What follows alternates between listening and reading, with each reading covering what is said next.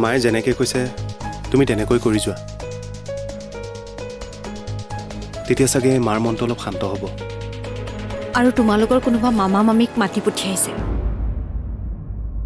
মাৰ অকলে অকলে আমনি লাগে যে সেইবাবে কোন মাধৱ মামা আৰু মাধৱী মামী তেওঁলোকেই তেনে তুমি অলপ সাৱধানত থাকিবা কিয় একো নহয়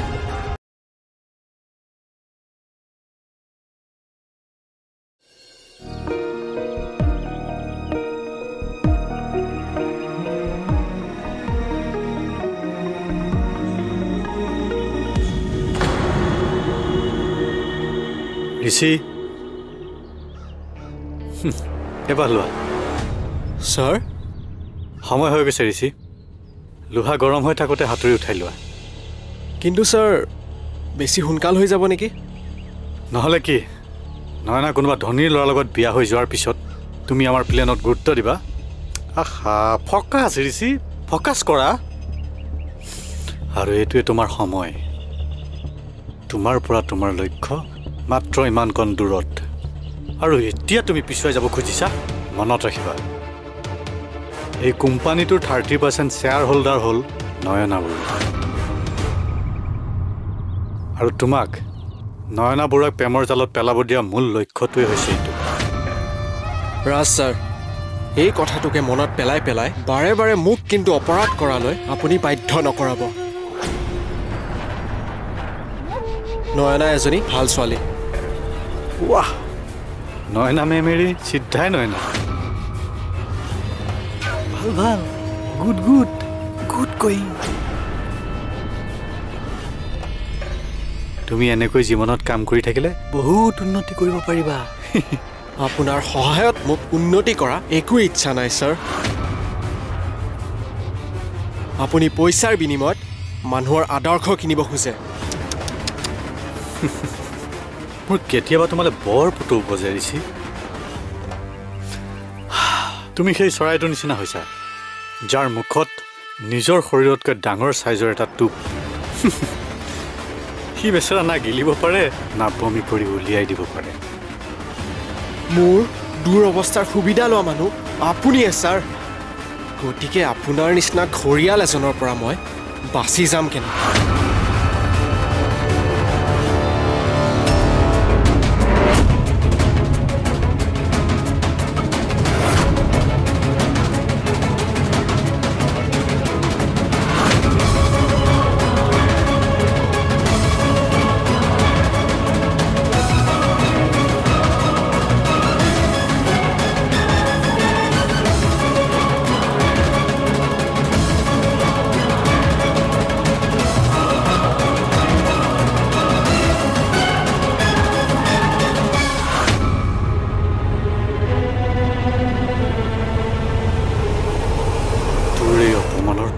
মই তুলিম ঋষি মাত্ৰ এবাৰ মই ভাবাৰ দৰে কামবোৰ হৈ লওক তাৰপিছত তই চিনি পাবি এই ৰাজকিশোৰ ঘৰিয়াল নহয় অজগৰ হয় প্ৰকাণ্ড অজগৰ আৰু তোক মই গোটাই গোটাই খেলি পেলাম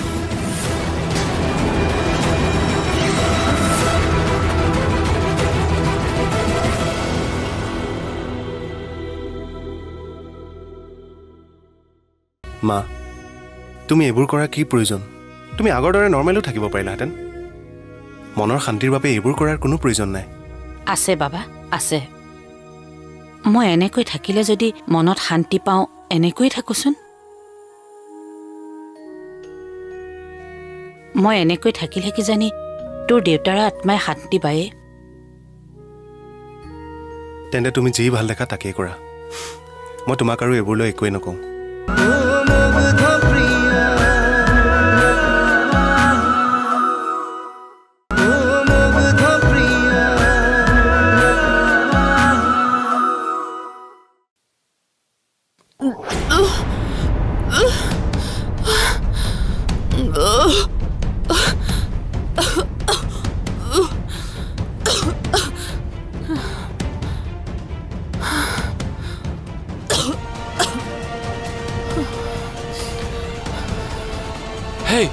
নৱনীতা ঠিকে আছনে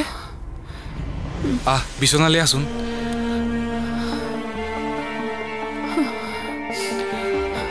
ইয়াতে বচোন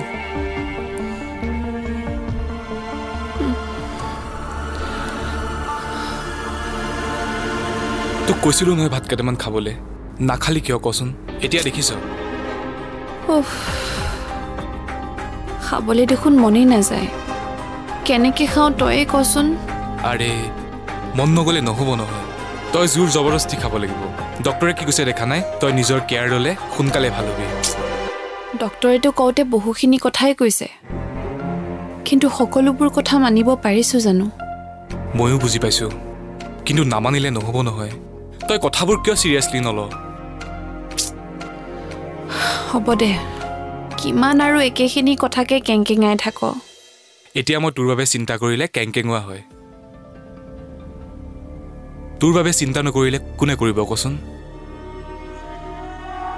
এতিয়া মোৰ বাহিৰে তোৰ ওচৰত আছে কোনো নাই কেতিয়াবা কেতিয়াবা মা আৰু বালৈ বৰকৈ মনত পৰে এনেকুৱা লাগে এতিয়াই সকলোবোৰ এৰি দৌৰি গৈ মাৰ কোলাত সোমাই পৰিম আৰু বা জোৰকৈ খাপতি ধৰিম কিন্তু মই বাৰু ঘৰৰ সকলোকে এনেকৈ এৰি থৈ গুচি আহি বহুত ডাঙৰ ভুল কৰিলোঁ নেকি পলাশ তোক চিন্তাহে বেছি খুলি খুলি খাইছে আৰু মা আৰু বাক তই আকৌ লগ পাবি নহয়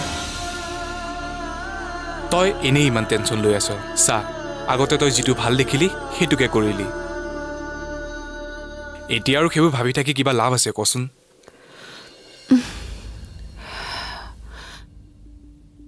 নোৱাৰো আৰু সেইবাবে চাগে মাজে মাজে মোৰ উচপিচ লাগি থাকে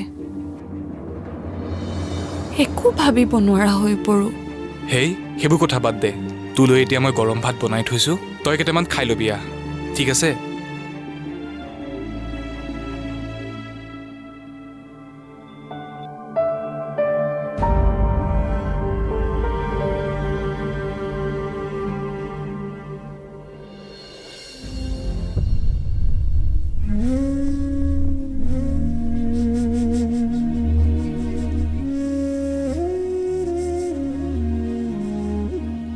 মা বাবা তুমি এইটো কি ৰূপ ধাৰণ কৰিছা আৰু তুমি বোলে অনন্যাক গোটেই ঘৰখনৰ দায়িত্ব চমজাই দিছা তই ঠিকেই শুনিছ বাবা দেউতাৰ মৃত্যুৱে মোক বিচলিত কৰি তুলিছে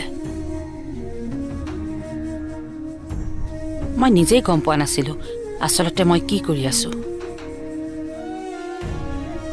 হঠাৎ মোৰ জ্ঞান আহিল এইবোৰ মই কি কৰি আছোঁ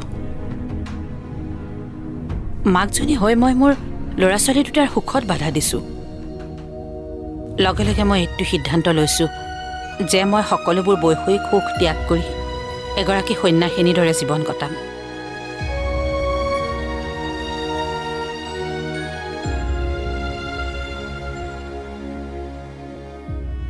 মা তুমি এইবোৰ কৰাৰ কি প্ৰয়োজন তুমি আগৰ দৰে নৰ্মেলো থাকিব পাৰিলাহেঁতেন মনৰ শান্তিৰ বাবে এইবোৰ কৰাৰ কোনো প্ৰয়োজন নাই আছে বাবা আছে মই এনেকৈ থাকিলে যদি মনত শান্তি পাওঁ এনেকৈ থাকোচোন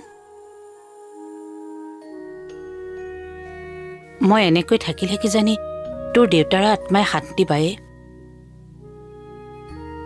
তেন্তে তুমি যি ভাল দেখা তাকেই কৰা মই তোমাক আৰু এইবোৰলৈ একোৱেই নকওঁ মাধৱ মামা আৰু মামী আহিব বুলি কৈছিল আহিব সিহঁত আহিলে মোৰো অকণ ভাল লাগিব তহঁতেতো জানই সিহঁতৰ কোনো সতি সন্ততি নাই তহঁত দুইটাকে সিহঁতে খুব মৰম কৰে সিহঁত দুটা আহিলে ময়ো অকণমান শান্তি পাম তেন্তে তোমালোকে যি ভাল দেখা তাকেই কৰা মোৰ অফিচ দেৰি হৈ আছে মই আহোঁ যা বাবা ভালকৈ যাবি যা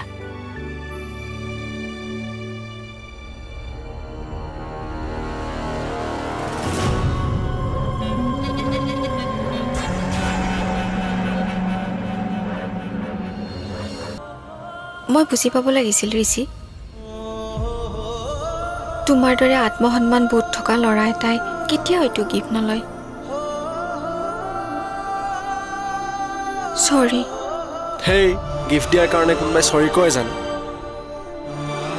আচ্ছা শুনাচোন, ব'লা আমি এঠাইলৈ যাওঁ। মই তোমাক এটা বস্তু দেখাব আছে, ব'লা ইয়াৰ পৰা।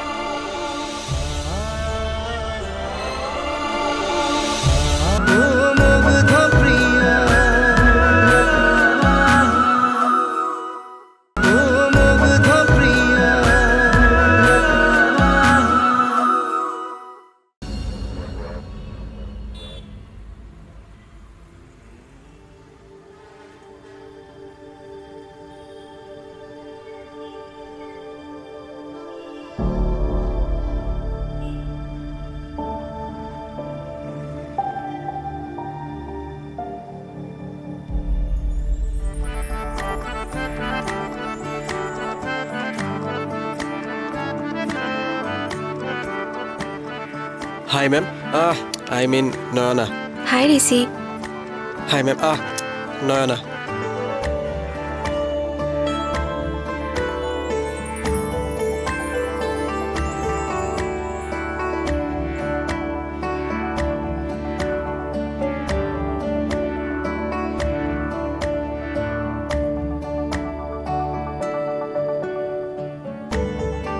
দেৰিকৈ অহাৰ কাৰণে ক্ষতিপূৰণ দিছা নেকি?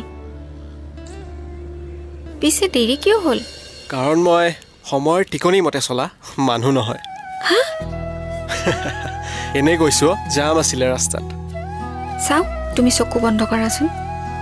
কিয়? অ'কে।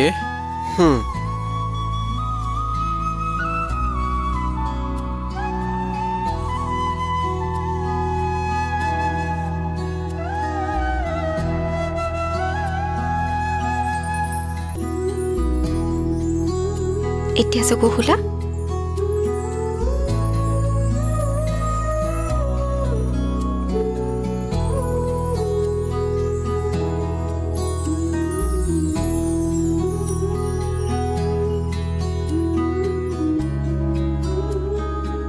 এইটো কি? ঘড়ী। ঘড়ীটো মই গম পাইছোঁ, কিন্তু ঘড়ী কিয়? আজিতো মোৰ বাৰ্থডে নহয়। জানো, কিন্তু আগলৈ যাতে তুমি দেৰি নকৰা সেইকাৰণে দিছোঁ। মানে তুমি বিচাৰা যে মই সময়ৰ নিৰ্দেশ মানে চলোঁ, নহয় জানো? পিছে ঘড়ীটো বৰ ধুনীয়া দেই। কিমান ল'লে বাৰু এইটো? ধুনীয়া ন? মাত্ৰ 50,000। 50,000? চৰি নয়না, এই ঘড়ীটো মই ল'ব নোৱাৰিম। আৰু সকলোতকৈ ডাঙৰ কথা যে এই ঘড়ীটো পিন্ধা মোৰ কোনো যোগ্যতাই নাই। কিন্তু তুমিওতো মোলৈ উপহাৰ আনিছা। এইটো হ'ল এটা 500 টকীয়া বুকে আৰু এইটো হ'ল এটা 50,000 টকীয়া ঘড়ী। 500 টকা আৰু 50,000 টকাৰ মাজত বহুত ডাঙৰ পাৰ্থক্য এটা আছে। আৰু এই 50,000 আৰু 500 টকাৰ মাজত থকা পাৰ্থক্যটো সেইটো তোমাৰ আৰু মোৰ মাজতো আছে। আৰু এই পাৰ্থক্য ইমান সহজে নাইকিয়া কৰিব নোৱাৰি। তাকেই। আৰু এনেও জানা, মই যদি এই 800 টকীয়া চোলা আৰু এই 1000 টকীয়া পেণ্টটোৰ লগত এই যদি 50,000 টকীয়া ঘড়ীটো পিন্ধো, মানুহে মোক চুৰ কৰি আনা বুলিহে ক'ব। মই বুজি পাব লাগিছিল ঋষি, তোমাৰ দৰে আত্মসন্মান বোধ থকা ল'ৰা এটাই কেতিয়াও এইটো গিফ্ট নলয়। চৰি। হেই, গিফ্ট দিয়াৰ কাৰণে কোনোবাই চৰি কয় জানো? আচ্ছা শুনাচোন, ব'লা আমি এঠাইলৈ যাওঁ। মই তোমাক এটা বস্তু দেখাব আছে, ব'লা ইয়াৰ পৰা।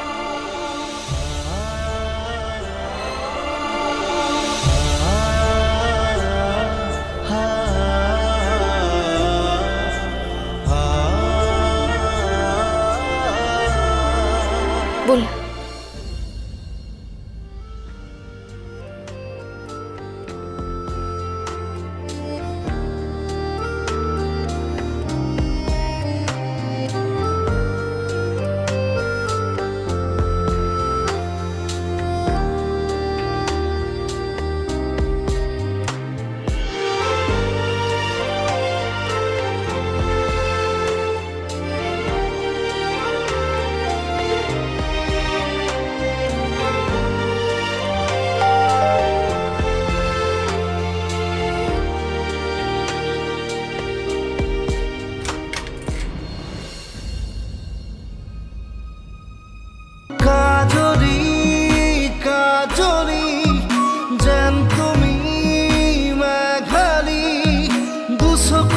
সপোন সপোন হৈ ৰোৱা অনুভৱী অনুভৱী হিয়াৰে ৰদালি লাহে লাহে আহি মোৰ সপোন হোৱা সজন সজন নয়নে পাগল পাগল কৰিলে মনে মনে মনে হৃদয়তে ৰোৱা ঘনে ঘনে আহি কিনো কৈ যোৱা জিয়া জিয়া মায়া মায়া জিয়া জিয়া মায়া মায়া এসাগৰ মৰমে